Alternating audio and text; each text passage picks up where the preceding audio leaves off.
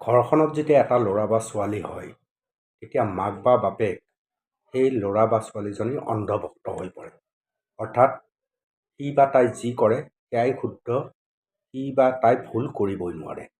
কেতিয়াবা কি হয়, এহাল ল'ৰা ছোৱালী আছে, ছোৱালীজনী ডাঙৰ, ল'ৰাটো সৰু, ল'ৰাটোৰ অন্ধভক্ত হৈ পৰে বাপেকটো অথবা মাকজনী, যে ল'ৰাটোৱে ভুলেই কৰিব নোৱাৰে, যি ভুল কৰিব সেই ভুলৰ শাস্তিও কিন্তু ছোৱালীজনীয়ে পাব লাগিব। এনেধৰণৰ কথা অন্ধভক্ত। এই অন্ধভক্ত আমি জুবিন গাৰ্গৰ ক্ষেত্ৰতো দেখিছোঁ। জুবিন গাৰ্গৰ এনেকুৱা কিছুমান অন্ধভক্ত আছে যিসকলে জুবিন গাৰ্গৰ ভুলখিনিক ভুল বুলি ক'বলৈ টান পায় বা পৰামৰ্শ দিবলৈ টান পায়। এনেধৰণৰ অন্ধভক্ত আমি ৰাজনীতিতো দেখিবলৈ পাওঁ। কিছু এনেকুৱা বলিষ্ঠ ৰাজনীতিত আছে যি ভুল পথে গ'লেও অন্ধভক্তসকলে সেয়া ভুল বুলি কেতিয়াও ক'ব নোখোজে। এনে অন্ধভক্ত ক্ৰিকেটৰ ক্ষেত্ৰতো দেখা যায় আৰু বিশেষকৈ IPLৰ সময়ত তেনে অন্ধভক্ত সন্মুখলৈ আহে।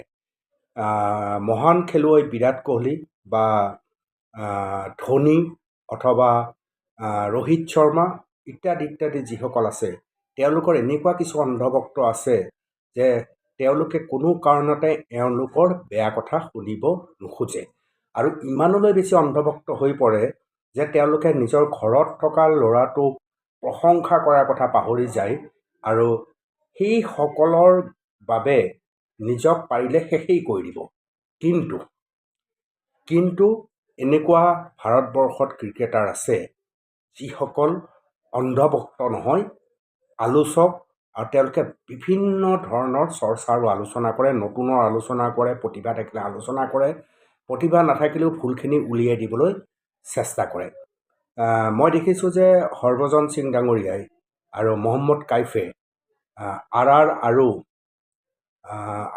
আৰু CSKৰ মাজত যিখন খেল অনুষ্ঠিত হৈছিল, সেই খেলখনত ৰিয়ান পৰাগক ভূয়সী প্ৰশংসা কৰিছে।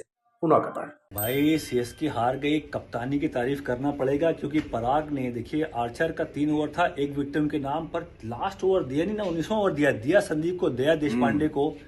क्या कप्तानी है बॉस, जबरदस्त कप्तानी। और जो कैच लिया ना, मुझे लगता है कि कैफू वो टर्निंग पॉइंट था पराग ने, सबसे हाँ, बड़ा। हाँ, वो हाँ। एक ऐसी समय पे वो कैच लिया क्योंकि दुबे एक ऐसे बल्लेबाज थे जो बड़े बड़े शॉट मार सकते हैं, Correct. एट विल छक्का मार सकते हैं।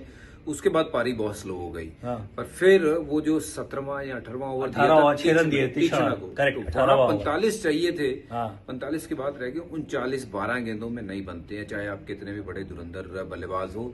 तो खैर जड्डू की भी शॉटें लगी नहीं, धोनी की लगी हाँ। नहीं, पर क्रेडिट टू कप्तानी यार संदीप शर्मा को भी, क्योंकि यार वो पहली बार नहीं है, पहले भी धोनी को एक बार मारने दिया नहीं था, जब भी वो आते हैं 20वां ओवर था और बहुत सही स्लोअर बाउंसर फिर यॉर्कर धोनी का आउट किया वहां पे। बिल्कुल, और इसीलिए इनको रिटेन भी किया था। आपको हाँ, याद होगा, करेक्ट, राजस्थान ने करेक्ट, रिटेन किया था कि ये खिलाड़ी, देखिए बहुत बार ना बड़े बड़े खिलाड़ियों की बात होती है, संदीप जैसे खिलाड़ी रह जाते हैं। हाँ, तो credit to I him, agree. He bowled really well, stuck to his plan.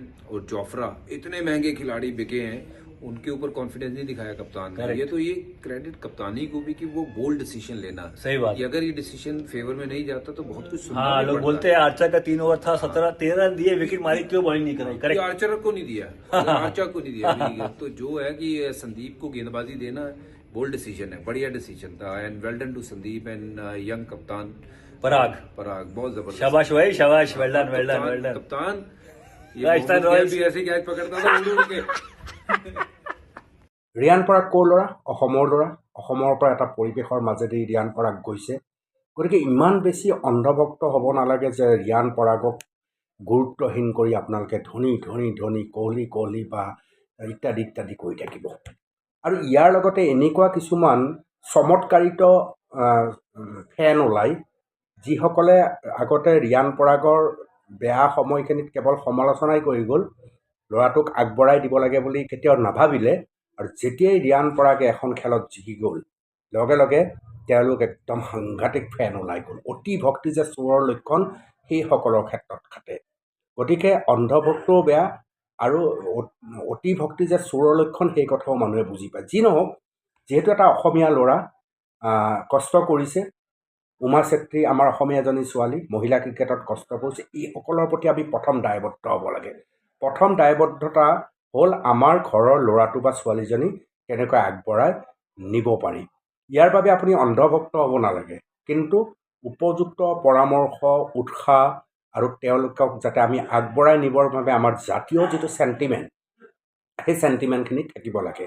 সেই চেণ্টিমেণ্টখিনি থকাৰ অৰ্থ এইটো নুবুজায় যে আপুনি মহান ক্ৰিকেটাৰ ধোনী বা বিশ্বৰ ক্ৰিকেটে যাৰ চেলুট সদায় দিয়ে বিৰাট কোহলি অথবা হিটমেন ৰোহিত শৰ্মাক আপুনি বেয়া পাইছে। তেওঁলোকতো ভগৱান সদৃশ মানুহ। তেওঁলোকতো আমাৰ কাৰণে আমি ঢুকি নোপোৱা এটা বেলেগ ধৰণৰ আমাৰ অনুভৱ।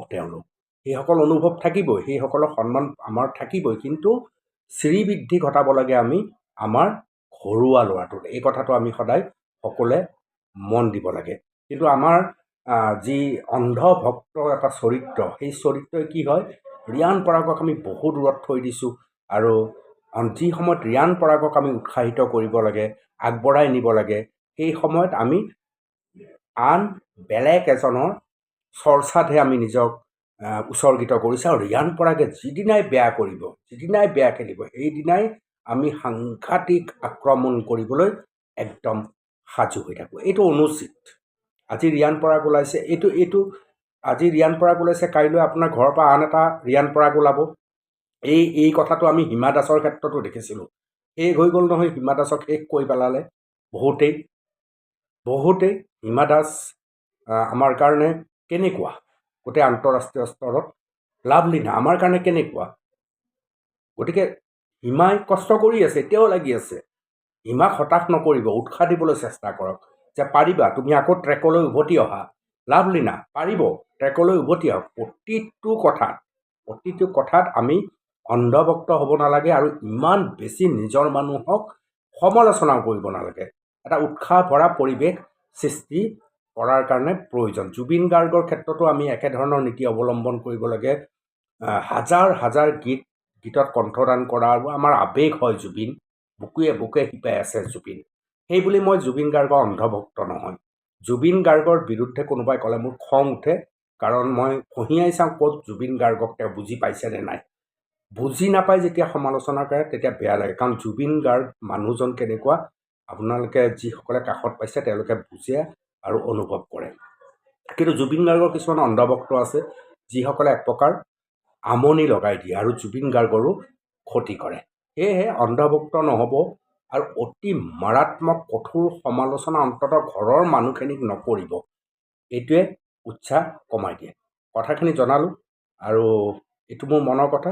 আপোনালোকে আপোনালোকৰ মতামত জনাব। ধন্যবাদ।